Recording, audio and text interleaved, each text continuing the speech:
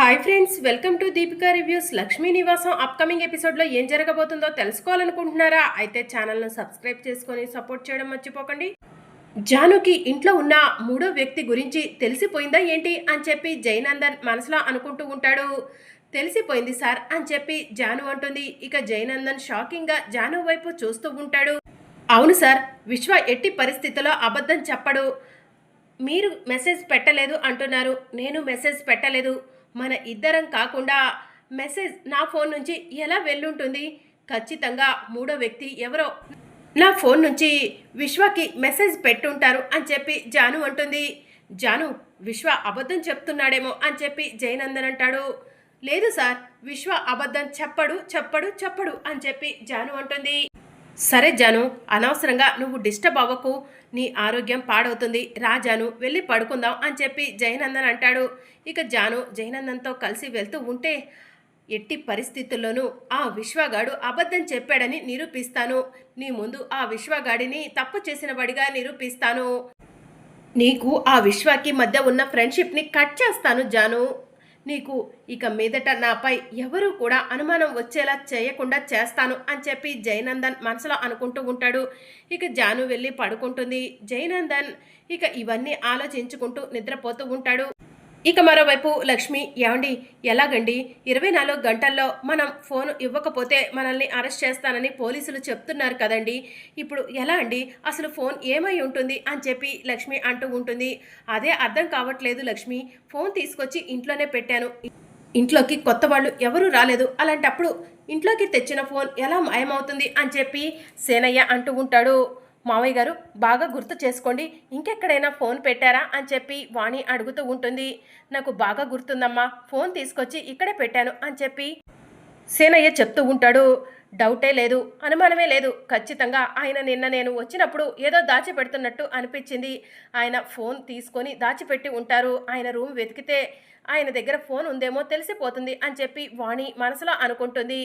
ఇక సంతోష్ వాణి దగ్గరకు వెళ్ళి, వాణి, నేను ఆఫీస్కి వెళ్తున్నాను అని చెప్పి చెప్తూ ఉంటాడు. సరే అండి, వెళ్ళండి అని చెప్పి వాణి చెప్తూ ఉంటుంది. ఏంటి ఈరోజు నువ్వు కొత్తగా ప్రవర్తిస్తున్నావు అని సంతోష్ అడుగుతూ ఉంటాడు. అలాంటిదేం లేదండి, నేను మామూలుగానే ఉన్నాను అని చెప్పి వాణి అంటుంది. సరే జాగ్రత్త, వెళ్తున్నాను అని చెప్పి సంతోష్ అక్కడి నుంచి వెళ్ళిపోతాడు.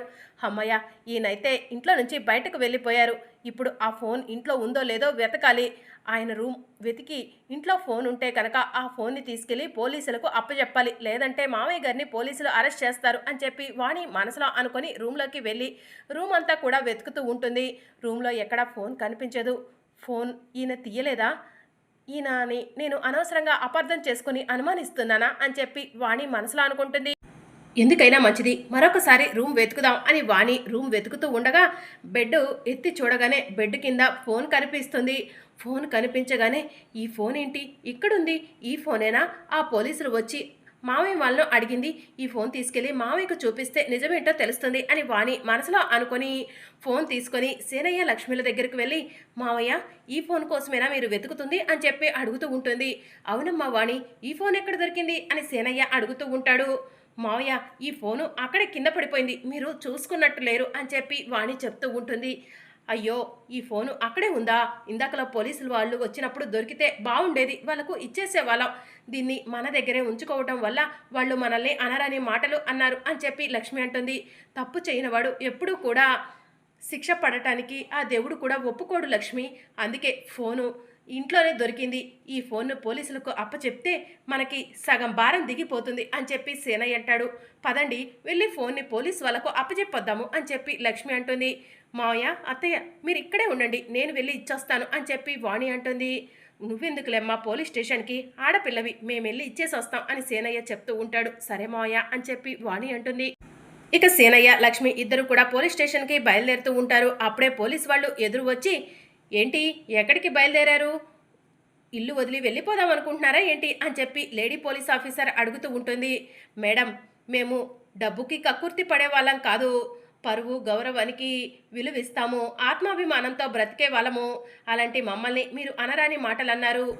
ఫోను దొంగతనం చేసేవాళ్ళమే అయితే గనక ఫోను మాకు దొరకలేదనే చెప్పేవాళ్ళం కదా మేడం. దొరికినా కూడా అక్కడే వదిలేసి వచ్చామని చెప్పేవాళ్ళం కదా. కానీ ఫోను మీరొచ్చి అడగగానే మా దగ్గరే ఉంది అని చెప్పాం కదా మేడం. మీరు అక్కడైనా మమ్మల్ని అర్థం చేసుకోలేకపోయారు. సరేలేండి మేడం, మీ వృత్తి అది కాబట్టి మీరు మమ్మల్ని అనుమానించటంలో తప్పు లేదు. ఫోను అక్కడే కింద పడిపోయింది. మేము చూసుకోలేదు. ఉదయం మా కోడలు ఇల్లంతా వెతుకుతూ ఉంటే ఫోన్ దొరికింది మేడం. ఇదిగోండి ఫోన్ అని సేనయ్య ఇస్తూ ఉంటాడు. కానిస్టేబుల్స్ ఫోన్ తీసుకోండి అని లేడీ ఎస్ఐ కానిస్టేబుల్కి చెప్తూ ఉంటుంది. ఇక కానిస్టేబుల్స్ ఫోన్ తీసుకోగానే సారీ సార్, మిమ్మల్ని తప్పుగా అర్థం చేసుకున్నట్టున్నాము. కానీ మా వృత్తిలో ప్రతి ఒక్కరిని కూడా మేము అనుమానిస్తూనే ఉంటాం అని ఎస్ఐ చెప్తూ ఉంటే సరే మేడం, మేము కూడా మిమ్మల్ని తప్పుగా అర్థం చేసుకోవట్లేదు. న్యాయాన్ని నిలబెట్టడం కోసమే కదా మీరు అలా మాట్లాడింది. సంతోషం అని చెప్పి సేనయ్య చెప్తూ ఉంటాడు. సారీ సార్, మిమ్మల్ని ఏమైనా బాధ పెట్టుంటే అని ఎస్ఐ చెప్తూ ఉంటే పర్వాలేదు మేడం అని చెప్పి సేనయ్య చెప్తూ ఉంటాడు. సరే సార్, ఇక మేము బయలుదేరుతాం అని చెప్పి ఎస్ఐ ఫోన్ని తీసుకొని పోలీస్ స్టేషన్కు బయలుదేరుతుంది. ఇక మరోవైపు బసవరాజు కుటుంబ సభ్యులందరినీ కూడా హాల్లోకి పిలుస్తాడు. అందరూ కూడా హాల్లోకి వస్తారు. ఏంటండి అందరినీ పిలిచారు అని విశాలాక్షి అడుగుతూ ఉంటుంది. రేపటి నుంచి బతుకమ్మ సంబరాలు మన గుళ్ళో జరుగుతున్నాయంట విశాలాక్షి. పంతులు గారు బతుకమ్మలను తయారు చేసుకొని అందరినీ కూడా గుడికి రమ్మని చెప్పారు. గుడి కమిటీ మెంబర్స్ మనమే కదా అని చెప్పి బసవరాజు చెప్తూ ఉంటాడు. అయితే కుటుంబ సమేతంగా వెళ్దామండి అని చెప్పి విశాలాక్షి అంటుంది. అందుకే మీ అందరినీ రెడీగా ఉండమని చెప్దామని పిలిచాను అని బసవరాజు చెప్తూ ఉంటాడు. సరే అండి, సాయంత్రం బతుకమ్మకు అన్ని ఏర్పాట్లు చేసుకుంటాము అని చెప్పి విశాలాక్షి చెప్తూ ఉంటుంది. సరే, పూలు అన్నిటినీ కూడా సిద్ధుకి చెప్పండి, తీసుకొస్తాడు అని బసవరాజు చెప్తూ ఉంటే సరే అండి అని చెప్పి విశాలాక్షి అంటుంది. కీర్తి, కనిష్క ఇద్దరు కూడా వెళ్ళండి అమ్మా, సాయంత్రం గుడికి వెళ్ళాలి. అచ్చంగా ఆ అమ్మవారిలాగా తయారయ్యి గుడికి వెళ్దాము అని చెప్పి విశాలాక్షి చెప్తూ ఉంటే సరే అత్తయ్య అని చెప్పి కనిష్క అంటుంది. తులసి, నువ్వు కూడా వెళ్ళు, రెడీ అవ్వు, సాయంత్రం మనం కూడా గుడికి వెళ్తున్నాం అని చెప్పి సిద్ధు అంటాడు. నీకేం కావాలో చెప్పు, తీసుకొస్తాను అని సిద్ధు చెప్తూ ఉంటే నాకేం అవసరం లేదండి అని చెప్పి తులసి అంటుంది. ఒరే సిద్ధు, మీ నాన్న చెప్పారు కదా బతుకమ్మలు పేర్చడానికి పూలను ఏర్పాటు చేయి అని చెప్పి విశాలాక్షి చెప్తూ ఉంటే సరే అమ్మా అని చెప్పి సిద్ధు అంటాడు. ఇక మరోవైపు పోలీసు వాళ్ళు విశ్వ ఫోన్ తీసుకొని పోలీస్ స్టేషన్కు వస్తారు. విశ్వ, ఇదే కదా నీ ఫోన్ అని చెప్పి లేడీ ఎస్ఐ అడుగుతూ ఉంటే అవును మేడం, ఇదే నా ఫోన్ అని చెప్పి విశ్వ అంటాడు. అయితే వెంటనే లాక్ ఓపెన్ చేసి నువ్వు జానుతో చాట్ చేసినదంతా చూపించు అని ఎస్ఐ చెప్తూ ఉంటే ఇలా ఇవ్వండి మేడం అని చెప్పి విశ్వ ఫోన్ తీసుకొని చూస్తూ ఉంటాడు. ఇక విశ్వ అలానే చూస్తూ ఉంటే ఏంటి విశ్వ, జానుతో నువ్వు చేసిన చాటింగ్ చూపించమంటే అలా చూస్తున్నావు అని చెప్పి లేడీ పోలీస్ ఆఫీసర్ అడుగుతూ ఉంటే మేడం ఇందులో ఛార్జింగ్ లేదు మేడం అని విశ్వ అంటాడు. కానిస్టేబుల్స్ ఆ ఫోన్ తీసుకొని అర్జెంటుగా ఛార్జ్ పెట్టండి, ఇది చాలా ముఖ్యమైన కేసు. విశ్వ చెప్పింది నిజమో జాను చెప్పింది నిజమో వెంటనే తెలిసిపోవాలి అని చెప్పి లేడీ పోలీస్ ఆఫీసర్ చెప్తూ ఉంటుంది. సరే మేడం అని చెప్పి కానిస్టేబుల్స్ విశ్వ ఫోన్ తీసుకొని వెళ్ళి ఛార్జింగ్ పెడుతూ ఉంటారు. మేడం, మీకు ఒక విషయం చెప్పాలి. జాను నాతో చాట్ చేసిందో చేయలేదో నాకైతే తెలీదు, కానీ జాను ఫోన్ నుంచి నాకు మెసేజ్లు వచ్చాయి. జాను భర్త జయనందన్ గురించి మీకు కొన్ని విషయాలు చెప్పాలి మేడం అని చెప్పి విశ్వ అంటాడు. జయనందన్ గురించి నాకు కొన్ని విషయాలు చెప్పాలా, ఏంటది అని చెప్పి పోలీస్ ఆఫీసర్ అడుగుతూ ఉంటుంది. ఆ జయనందన్ పైకి కనిపించేంత మంచివాడు కాదు. లాస్ట్ టైం కూడా జాను లాగానే నాకు మెసేజ్ చేశాడు మేడం. అప్పుడు జాను రమ్మన్న ప్లేస్కి నేను వెళ్ళగానే నన్ను కోనేట్లో తోసేశాడు. వాడు ఒక పరమ దుర్మార్గుడు, జానుని నమ్మించి మోసం చేస్తున్నాడు, నయవంచకుడు అని చెప్పి విశ్వ చెప్తూ ఉంటాడు. ఓ, ఈ జయనందన్కి నేను కాకుండా చాలామందే వీడి చరిత్ర తెలిసిన వాళ్ళు ఉన్నట్టున్నారు. తెలుసుకుంటాను, వాడి గురించి అన్ని విషయాలు తెలుసుకుంటాను అని చెప్పి పోలీస్ ఆఫీసర్ మనసులో అనుకుంటూ ఉంటుంది.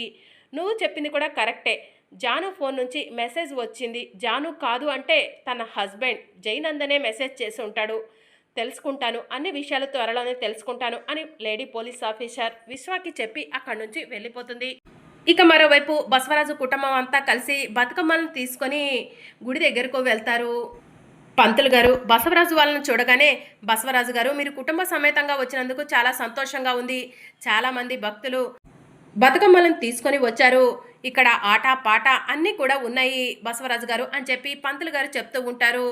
ఆడవాళ్లకు ఇలాంటి అరేంజ్మెంట్స్ చేసినందుకు చాలా సంతోషంగా ఉంది పంతులు గారు అని బసవరాజు చెప్తూ ఉంటాడు. బసవరాజు గారు ఈరోజు ఇక్కడ ఆటపాటల్లో మీ కుటుంబ సభ్యులు కూడా పాల్గొనాలి అని చెప్పి చెప్తూ ఉంటే తప్పకుండా పాల్గొంటారు అని చెప్పి బసవరాజు చెప్తూ ఉంటాడు. అమ్మ కనిష్క, కీర్తి వెళ్ళండి, ఆటపాటలున్నాయంట, మీరు కూడా పాల్గొనండి. ఖచ్చితంగా బహుమతి మన కుటుంబానికే రావాలి అని చెప్పి బసవరాజు చెప్తూ ఉంటాడు. సరే మావయ్య, బహుమతిని మన కుటుంబానికే తెప్పిస్తాను అని చెప్పి కనిష్క అంటుంది. హలో కనిష్క, నువ్వు బహుమతి తెచ్చుకుంటే అది నీ తల్లిదండ్రులు అయినా నీ కుటుంబానికి వస్తుంది, మా కుటుంబానికి రాదు. మా ఇంట్లో తులసి కానీ కీర్తి కానీ గెలుచుకుంటేనే మా ఇంటికి చెందుతుంది అని చెప్పి సిద్ధు చెప్తూ ఉంటాడు. చూడండి మావయ్య, సిద్ధు నన్ను ఎప్పుడు కూడా వేరు చేసే మాట్లాడుతున్నాడు అని చెప్పి కనిష్క అంటుంది. కనిష్క, సిద్ధు మాటలను పట్టించుకోకు, వెళ్ళి పాల్గొని బహుమతి తీసుకురా అని బసవరాజు చెప్తూ ఉంటాడు. అమ్మా, ఆటపాట మొదలు పెడదామా అని పంతులు గారు అడుగుతూ ఉంటే, మొదలు పెడదాం పంతులు గారు అని భక్తులంతా చెప్తూ ఉంటారు. అమ్మ, ఈ గుడికి వచ్చిన అందరికీ కూడా ఒక మనవి, ఇక్కడ 3 రౌండ్ల వారీగా ఆటపాట సాగుతూ ఉంటుంది. ఆటపాటలో గెలుపొందిన వారికి ముక్కు పుడక బహుకరించబడుతుంది అని చెప్పి పంతులు గారు చెప్తూ ఉంటారు. చాలా మంచి బహుమతి పెట్టారు పంతులు గారు అని చెప్పి బసవరాజు చెప్తూ ఉంటాడు. అయితే ఇక్కడ మొదటి రౌండు, రెండో రౌండు ఆడవాళ్ళకు ఉంటే, మూడో రౌండ్ మాత్రం మగవాళ్ళకు ఉంటుంది. వాళ్ళ కుటుంబానికి సంబంధించిన ఎవరైనా సరే ఈ మూడో రౌండ్లో పాల్గొనొచ్చు అని పంతులు గారు చెప్తూ ఉంటారు. సూపర్ పంతులు గారు, కానివ్వండి అని బసవరాజు అంటాడు. ఇక బతుకమ్మ సంబరాల్లో ఆటలు మొదలవుతాయి. మొదటి రౌండ్లో కనిష్క ఎలాగైనా సరే ఆ తులసిని ఓడించాలి, నువ్వో నేనో ఇద్దరిలో ఒకరివే గెలవాలి కీర్తి అని చెప్పి చెప్తూ ఉంటే, సరే కనిష్క అని చెప్పి కీర్తి అంటుంది. తులసిని కింద పడాలని ప్రయత్నం చేస్తూ ఉంటారు. కానీ తులసి కింద పడకుండా గేమ్ ఆడి గేమ్లో గెలుపు సాధిస్తుంది. మొదటి రౌండ్లో బసవరాజు గారి చిన్న కోడలు తులసి గెలిచింది అని చెప్పి పంతులు గారు అనౌన్స్ చేస్తూ ఉంటారు. ఇక బసవరాజు కోపంగా చూస్తూ ఉంటాడు. రెండో రౌండ్లో వచ్చేసి పాటలు పాడేవాళ్ళు పాటలు పాడొచ్చు, డాన్సులు చేసేవాళ్ళు డాన్సులు చేయొచ్చు అని పంతులు గారు చెప్తూ ఉంటారు. ఈ రౌండ్లో ఖచ్చితంగా తులసిని ఓడిద్దాం కీర్తి అని కనిష్క చెప్తూ ఉంటే, సరే కనిష్క అని చెప్పి కీర్తి అంటుంది. ఇక అందరూ కూడా డాన్సులు చేస్తూ ఉంటారు. ఇక తులసిని కూడా డాన్స్ చేయమని చెప్పి అంటూ ఉంటే, నాకు డాన్స్ రాదు, నేను పాట పాడతాను అని చెప్పి తులసి అంటుంది. ఇక తులసి పాట పాడుతూ ఉంటే వచ్చిన భక్తులంతా కూడా క్లాప్స్ కొడుతూ ఉంటారు. సెకండ్ రౌండ్లో కూడా విన్నర్ వచ్చేసి బసవరాజు గారి కోడలు తులసి అని చెప్పి పంతులు గారు చెప్తూ ఉంటారు. 2 రౌండ్లో తులసి గెలిచింది కాబట్టి బసవరాజు గారి కుటుంబం నుంచి ఒకరు వచ్చి కర్రస్వాములో పాల్గొనాలి అని పంతులు గారు చెప్తూ ఉంటే, పంతులు గారు, తులసి నా భార్య గెలిచింది కాబట్టి కర్రస్వాములో కూడా నేనే పార్టిసిపేట్ చేస్తాను అని చెప్పి సిద్ధు అంటాడు. ఒరే సిద్ధు, వద్దురా అని బసవరాజు అంటాడు. ఏంటి నాన్న, మీ కొడుకు మీద మీకు నమ్మకం లేదా ఏంటి? గెలిచి చూపిస్తాను, ముక్కు పుడకను సాధిస్తాను, నా భార్య తులసికి నేనే నా చేత్తో ముక్కు పుడకను పెడతాను అని చెప్పి సిద్ధు అంటాడు. మరి అప్కమింగ్ ఎపిసోడ్లో ఏం జరగనుందో తెలుసుకోవాలనుకుంటున్నారా? అయితే ఛానల్ను సబ్స్క్రైబ్ చేసుకోండి.